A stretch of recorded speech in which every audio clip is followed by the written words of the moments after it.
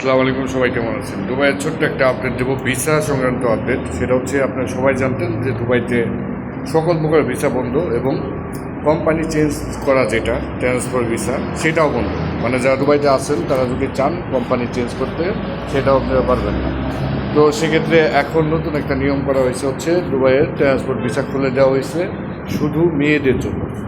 মানে মহিলাদের জন্য ট্রান্সপোর্ট ভিসা খোলা, এবং যেহেতু এটা খুলছে সেহেতু আস্তে আস্তে সব রকম ভিসা খোলার সম্ভাবনা রয়েছে। আরেকটি বিষয় হচ্ছে খাদ্দামা ভিসা, যেটা মানে আরবির ঘরে কাজের একটা ভিসা ছিল, সেটা বন্ধ করা হয়েছিল খুব অল্প দিনের জন্য, হয়তো 1-1.5 মাস বন্ধ ছিল। সেই ভিসাটা এখন খুলে গেছে। তার মানে দুবাইতে কেউ যদি খাদ্দামা ভিসার কথা বলে কোনো এজেন্সি, তার মানে সেটা সঠিক। আর দুবাইতে যারা স্টে করতেছেন তারা যদি কোম্পানি চেঞ্জ করতে চান, কোনো মেয়ে মানুষ, আর সেটা করতে চাইলে আপনি করতে পারবেন, কারণ সেটা এখন ওপেন। এই ছিল ভিসার আপডেট। দোয়া করবেন যাতে সকল প্রকার ভিসা খুলে যায়, লেবার কোটি ভিসাগুলো খুলে যায়, তাহলে আমরা বাংলাদেশ থেকে দুবাইতে লোক আনতে পারবো।